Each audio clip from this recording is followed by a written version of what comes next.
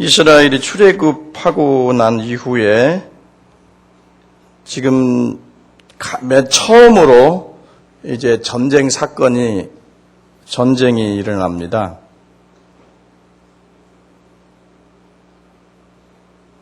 자, 이스라엘 백성들은 수많은 기적과 이적을 경험했습니다. 하늘에서 내려오는 음식을 먹었고 반석에서 솟아나는 물을 마셨습니다. 이런 기적적인 사건들 이후에 전쟁이 시작되는 것을 볼 수가 있어요. 그러니까 홍해의 기적을 통해서 정말로 여호와가 전능하신 하나님이구나. 여호와 하나님은 우리를 위해서 싸우시는 분이구나. 그런 사건들을 통해서 그걸 배운 겁니다. 그러니까 이스라엘 백성들이 출애굽하고 난 이후의 믿음보다 광야에서 많은 기적들을 경험하고 체험했기 때문에 지금은 어때요? 믿음이 조금 낮습니다. 자, 어느 정도 전쟁이 일어나도 두려워서 도망가지 아니하고 싸울 수 있는 상태까지는 됐단 말이에요. 자, 이것은 두 가지의 교훈을 우리에게 줍니다. 첫째는 사람에게 감당하지 못할 시험은 하나님께서 허락지 아니한다는 것입니다. 하나님께서 우리 믿음의 분량대로 테스트하십니다. 믿음의 분량대로 우리를 훈련하시고 믿음의 분량대로 우리에게 고난도 허락하시는 거지, 감당할 수 없을 정도로 하나님은 우리에게 시험을 주지 않는다는 것입니다. 자, 그 다음에 두 번째는 이스라엘이 출애굽하고 나서 이제 거룩한 하나님의 백성이 소유가 됐습니다. 자, 이들이 광야에서 전쟁이 일어났다고 하는 것은 예수를 믿은 하나님의 자녀들에게 영적인 광야가 있고, 영적인 광야는 영적인 싸움터고 영적인 전쟁터라고 하는 의미를 우리에게 주고 있는 것입니다. 그러니까 우리가 사는 이 세상은 영적인 광야고 여기는 영적인 전쟁터라는 얘기입니다.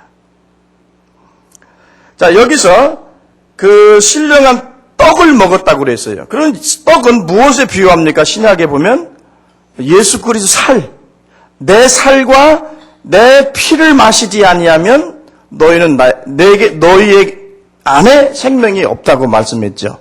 그건 뭡니까? 예수 그리스도가 십자가에서 살을 찢기시고 그리고 우리 죄사함을 위해서 피 흘려주셨다. 그래서 이 신령한 떡을 먹고 신령한 음료, 생수를 마셨다는 거예요. 다시 말하면 성령을 마셨습니다. 자, 이 사람들은 뭡니까? 그리스도인입니다. 그리스도의 생명의 떡을 먹고 신령한 음료로 마신 사람들은 그리스도인이고 이미 거룩한 하나님의 백성이 된 사람들입니다. 이런 믿음의 사람들에게 뭐가 있다고요? 영적인 싸움이 있다는 얘기입니다. 영적인 전쟁이 기다리고 있다는 것입니다.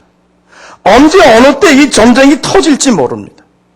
언제 어느 때 우리의 원수 사탄이 우리를 시험할지 모릅니다.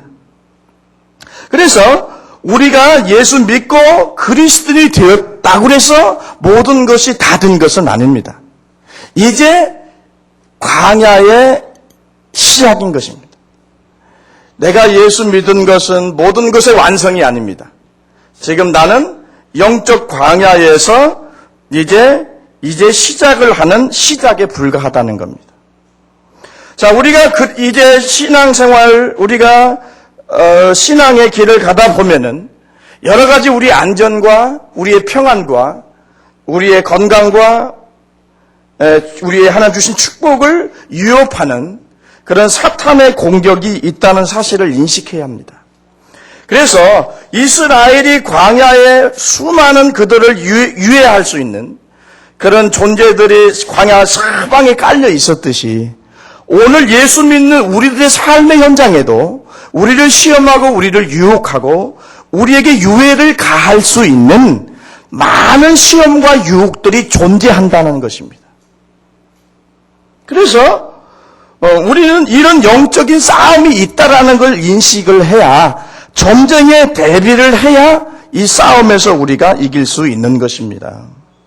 그래서 우리 그리스도인들은 늘 깨어서 근신하고 정신을 차리고 기도해야 된다고 성경은 말씀하고 있는 겁니다. 내가 예수님 영접하고 성령으로 거듭났습니다. 그래서 하나님의 거룩한 성품을 소유받았고 영원한 생명이 내 안에 자리 잡고 있습니다. 자, 이제 뭡니까? 이제 내 안에 은혜가 임했고 하나님 축복이 임했습니다.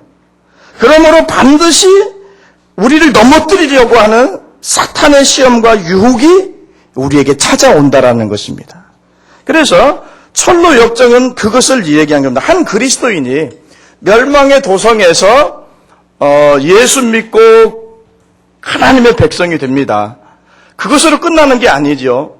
저기 하나님의 도성에 이르기까지 수많은 시험과 유혹을, 많은 과정을 걸쳐서 갑니다.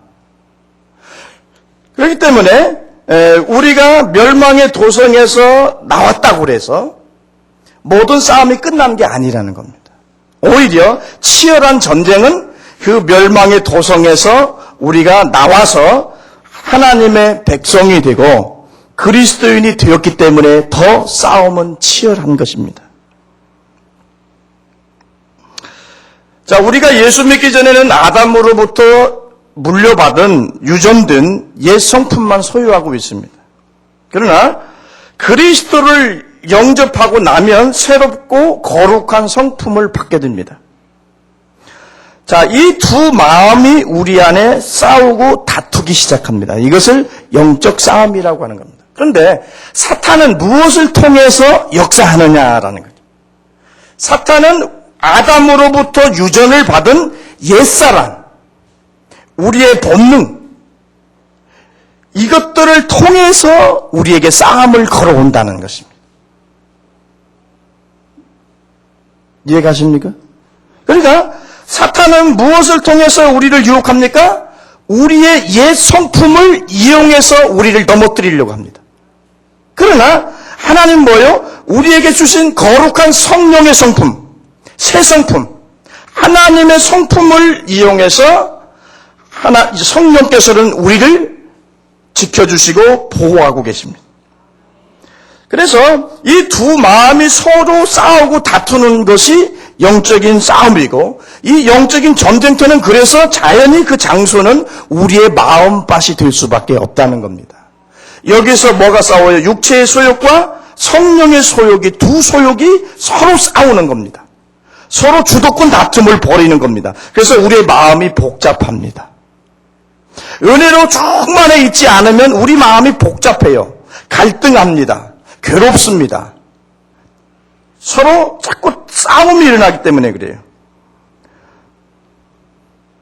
그래서 갈라디아서 5장 17절에 보면 육체의 소욕은 성령을 거스리고 성령의 소욕은 육체를 거스리나니 이 둘이 서로 대적함으로 너희의 원하는 것을 하지 못하게 하려 함이니라 그랬습니다.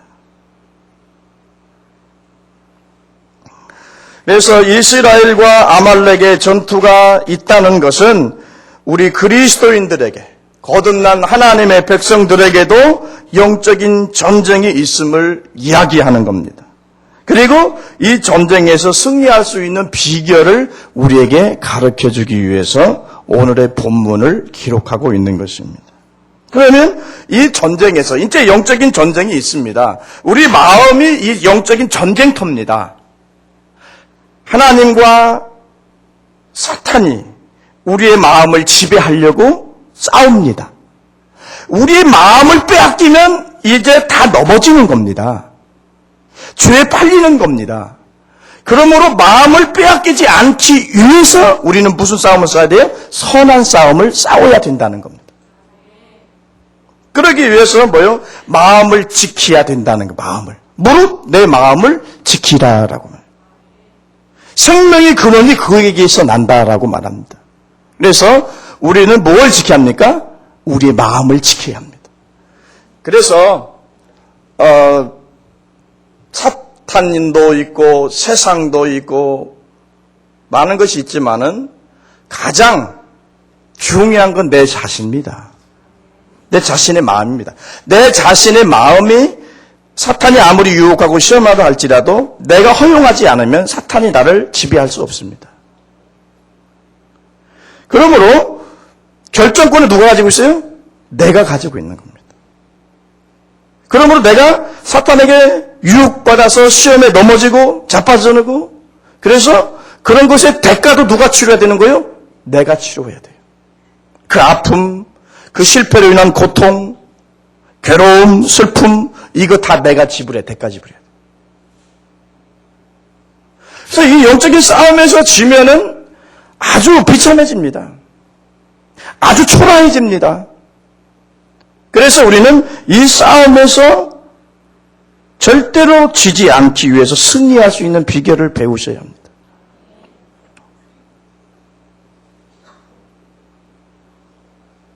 삼손이 이스라엘의 사사 중에 삼손이 어떻게 했습니까?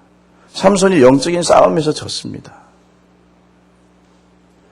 블레셋 신전에 들어가서 뭐합니까? 그 신들 앞에서 우상들 앞에서 그 사람들 앞에서 하나의 조롱거리가 되고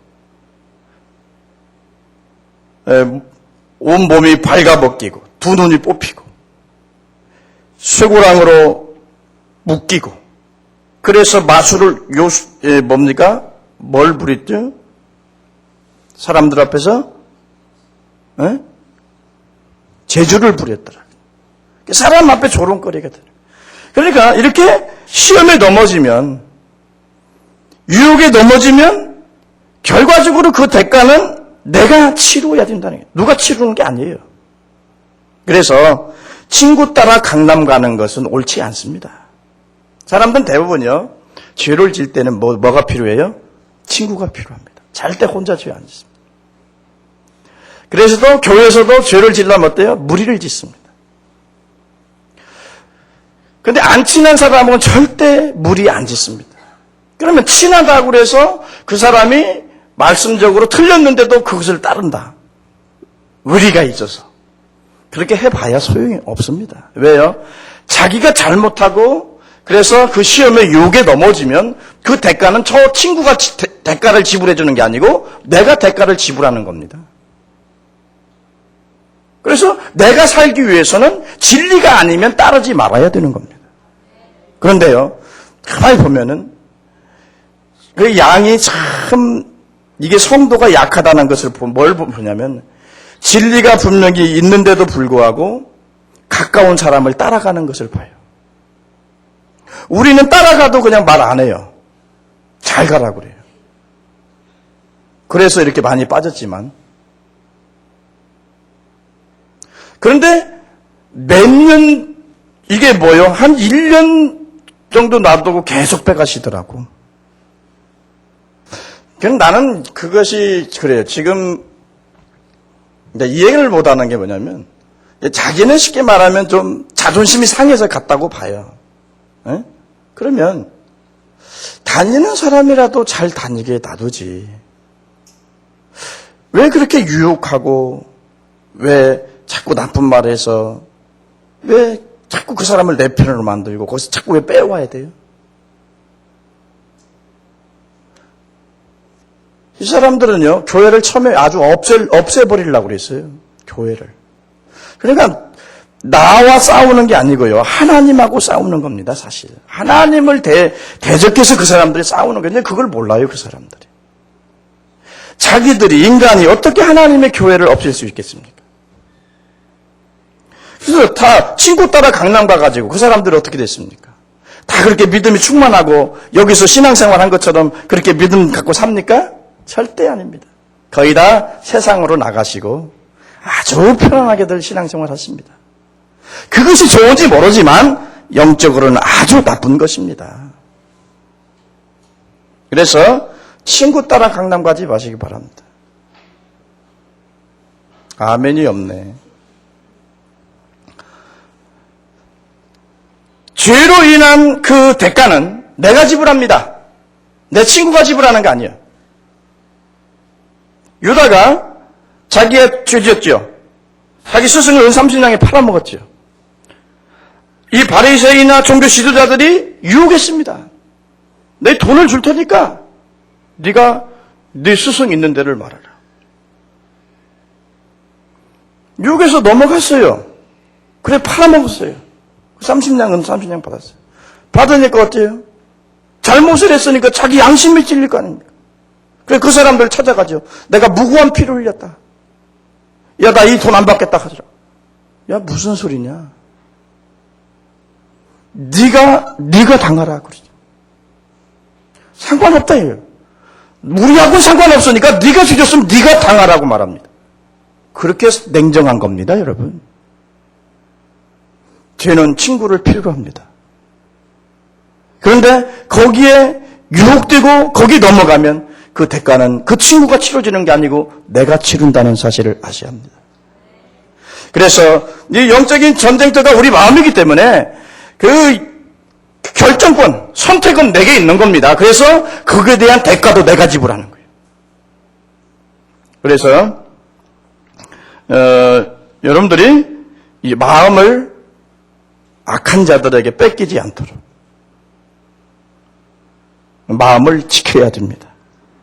자, 그런데 마음이 그냥 지켜지는 게 아니라는 겁니다. 그게 그렇게 쉬운 게 아니라. 자, 우리가 영적인 전쟁에서 승리하려면 그 비결이 있습니다. 첫째는 뭡니까? 이 싸움이 여호와께 속한 영적 전쟁이라는 것을 인식해야 합니다. 그래서 이 전쟁은 누가? 여호와께서 싸우는 전쟁이라는 것을 믿으셔야 합니다. 내가 싸우는 게 아닙니다.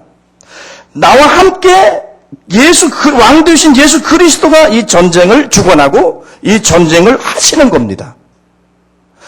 우리가 싸우면 우리는 100번 집니다. 그러나 우리 승리하신 우리 주님이 우리의 왕이 되셔서 우리를 위해 대신 싸워주기 때문에 우리는 승리한다는 겁니다. 자, 9절을 한번 볼까요? 9절 시작. 모세가 여호수아에게 이르되 우리를 위하여 사람들을 택하여 나가서 아말렉과 싸우라. 내일 내가 하나님의 지팡이를 손에 잡고 산 꼭대기에 서리라. 그랬어요. 여러분, 전쟁을 하는데 왜 모세가 지팡이를 가지고 산 꼭대기에 올라갑니까? 네?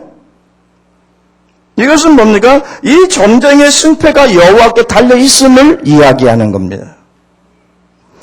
그래서요, 우리가 영적 전쟁을 할 때는 이 전쟁은 하나님께 속한 것이고 이미 예수 그리스도는 이 전쟁에서 승리하셨고 왕 되신 그 주님은 나를 위해 싸우신다는 사실을 믿으셔야 합니다.